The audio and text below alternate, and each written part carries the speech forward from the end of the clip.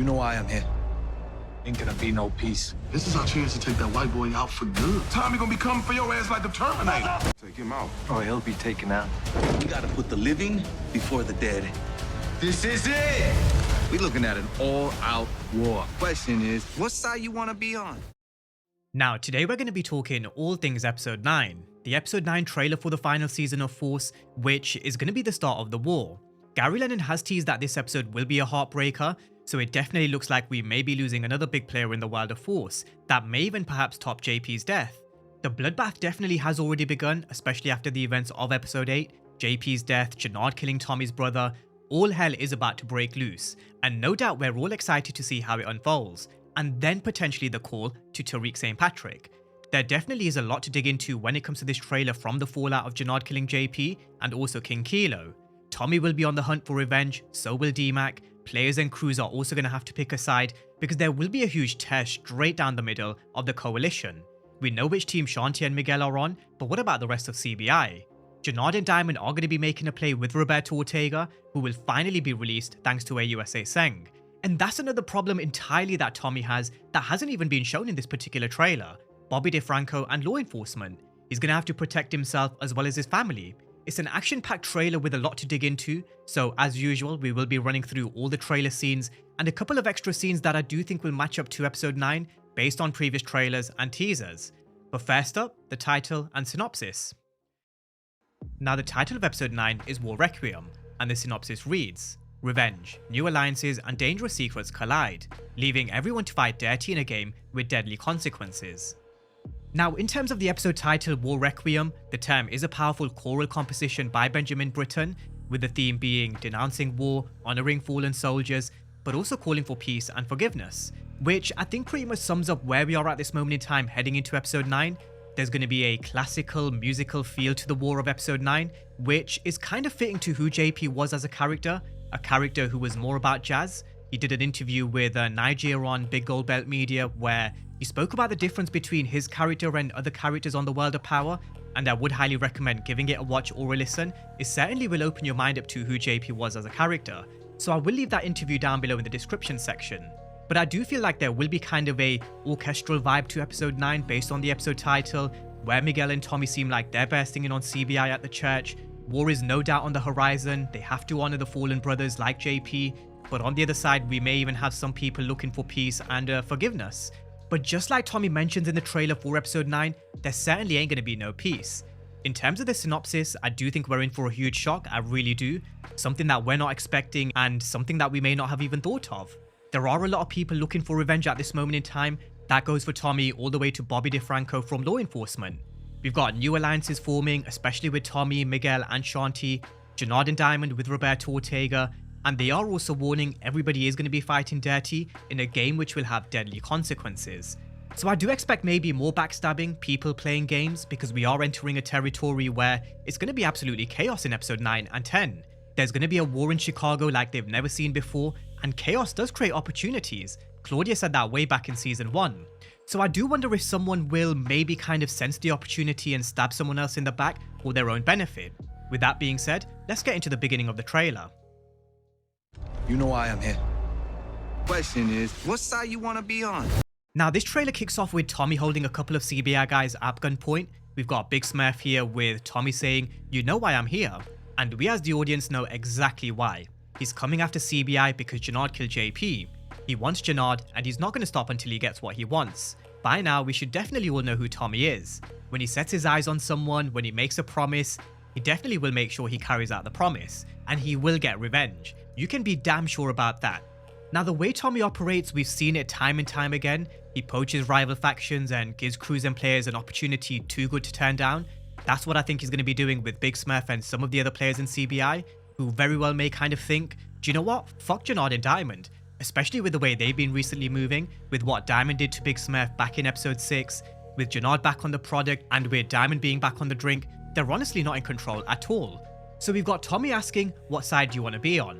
Which most likely will be Tommy's, so we know what Tommy and Miguel are planning. They're creating an army, they're going to kind of just push this tear along within the coalition and within CBI. But what about Jannard and Diamond? What are their plans? This is our chance to take that white boy out for good. Tommy gonna be coming for your ass like the Terminator. We need to be able to take him out. Or he'll be taken out. We looking at it.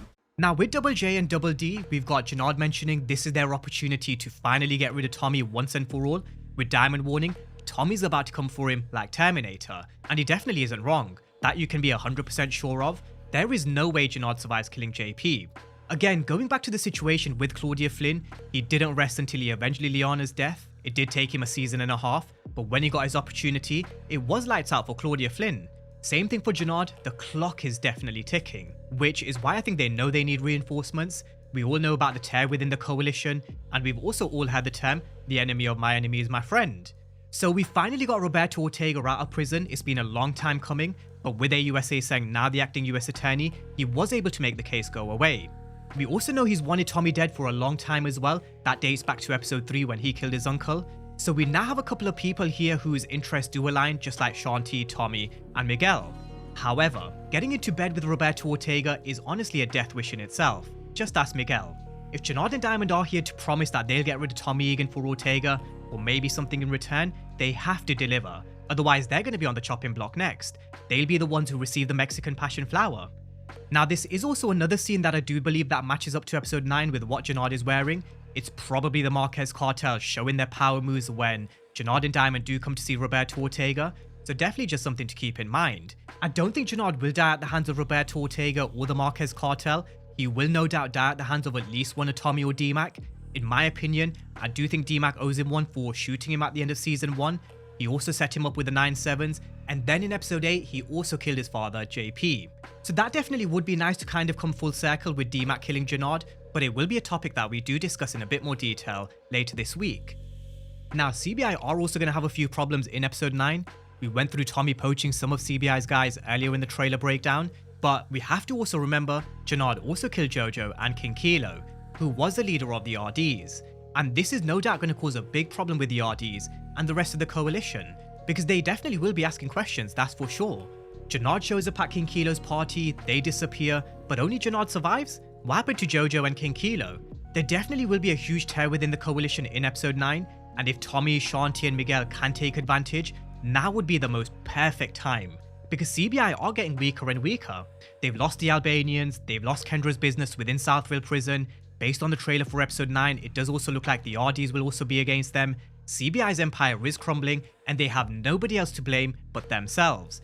They really did bring it on themselves. So I do think Tommy will make a few of the CBI members flip. We already know Raheem is loyal to Shanti. We're probably going to see Big Smurf switch up as well. So CBI are definitely beginning to crumble, and I do also think they will cease to exist come the end. We need to be able to take him out. Or he'll be taken out.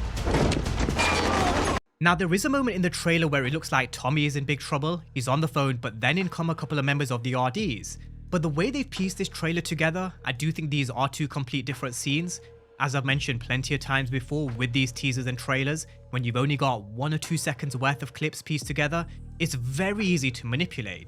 But either way, Tommy will have to be very careful in the streets, because it is time. War is upon us in Chicago, and there are going to be plenty of crews and players gunning for him. Gotta put the living before the dead. This is it. We looking at an all-out war. Now, with the biggest war on the horizon that the city's ever seen, we've also got Tommy, Miguel, Maria, Kate, and D-Mac at Little Village. We've got Miguel telling Tommy that they have to put the living before the dead, and that means protecting Maria, their baby, Kate, and D-Mac. Over the past few weeks, I have been saying how Miguel and Tommy will most likely team up, because we did see Kate here, which would have meant Miguel has opened his doors as a safe haven for his family, because they are now one big family. So we are going to see Kate return. No doubt she's going to be devastated at the fact that JP is no longer here. She's going to be totally heartbroken, as will everyone else.